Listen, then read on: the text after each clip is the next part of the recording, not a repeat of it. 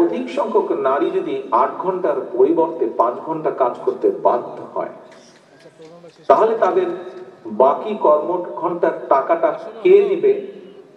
এটি একটি বিরাট প্রশ্ন।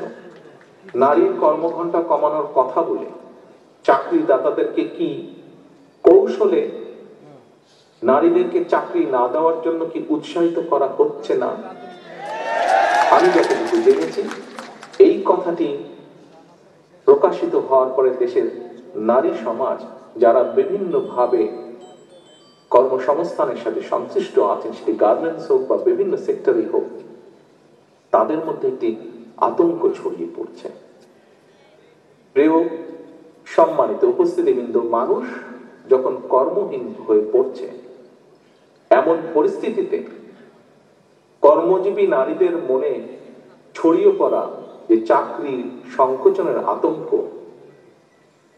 এটা বোধহয় অনেক বেশি গণভোটের চেয়ে দরকার, অনেক বেশি তাদেরকে আশ্বস্ত করা যে তাদের এই আতঙ্কিত হবার কোনো কারণ নেই। তাদের কাছে এই আতঙ্কটি বোধহয় গণভোটের চেয়ে অনেক বেশি গুরুত্বপূর্ণ মনে হয়। এই আতঙ্ক কাটানোটাও গুরুত্বপূর্ণ। উপস্থিতিবৃন্দ, দেশে বেকারত্বের হার বেড়েই চলেছে। পত্রিকার পাতা খুললেই এরকম সংবাদ প্রায়শই আমাদের চোখে পড়ে। টিভি টকশো খুললেই এই ধরনের কথাবার্তা অনেক টকশোতে অংশগ্রহণকারী ব্যক্তির কাছ থেকে আমরা জানতে পারি। 25 বছরের ওয়ারেন্টিযুক্ত দীর্ঘস্থায়ী দরজা প্রোটেক্টর, আধুনিক ও মজবুত দরজা। সম্প্রতি একটি বেসরকারি গবেষণা প্রতিষ্ঠানের রিপোর্টে বলা হয়েছে, দেশে বর্তমানে দারিদ্র্যের হার 28% এবং আরো 18% মানুষ যে কোনো সময় গরিব হওয়ার ঝুঁকিতে রয়েছেন। স্ট্যান্ডার্ড অনুযায়ী যেই স্কেলের নিচে গেলে গরিব বলে একজন মানুষকে মনে করা হয়, এরকম 18% মানুষ সেই ঝুঁকিতে রয়েছেন। দেশে শিক্ষিতদের মধ্যে বেকারত্বের হার বেড়েই চলেছে। দেশে উচ্চ মাধ্যমিক এবং গ্র্যাজুয়েট ডিগ্রিধারী প্রতি 5 জনের মধ্যে একজন বেকার। আজকের আমাদের এই অনুষ্ঠানের মধ্যে খুব সম্ভবত গার্মেন্ট শিল্পের সাথে জড়িত এরকম কয়েকজন ব্যক্তি উপস্থিত আছেন। সম্প্রতি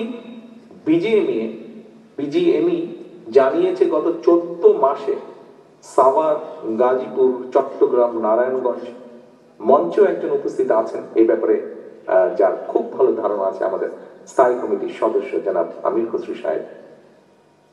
যে কথাটি বলছিলাম আমি, যে গত 14 মাসে সাভার, গাজীপুর, চট্টগ্রাম, নারায়ণগঞ্জ, নরসিংদীতে কমপক্ষে 300-এরও বেশি পোশাক কারখানা বন্ধ হয়ে গিয়েছে। আমাদের মাঝে, শ্রোতাদের মাঝে সাকি সাহেব আছেন, উনি এই বিষয়টি উপস্থিত আছেন। উনিও এই বিষয়টি আমার ধারণা খুব ভালোভাবে জানেন, কারণ উনি ওই শ্রমিক রাজনীতির সাথে কম বেশি ইনভলভ আছেন। এই যে প্রায় 300-এর বেশি, 350-এর বেশি, বরং আমি বলবো 300 নয়, 350-এর বেশি পোশাক কারখানা বন্ধ হয়ে গিয়েছে। এবং এই বন্ধ হয়ে যাওয়া কারখানার সাথে কারণে 1,20,000-এর মতন শ্রমিক কর্মহীন হয়ে পড়েছেন। সম্মানিত উপস্থিতিবৃন্দ, কর্মহীন মানুষগুলোর কাছে রাষ্ট্রের 1000 টাকা ব্যয় করে কথিত গণভোটের চাইতে নিশ্চয়ই একটি চাকরি কি বেশি জরুরি নয়? আমার নরমাল কমন সেন্স তাই বলে।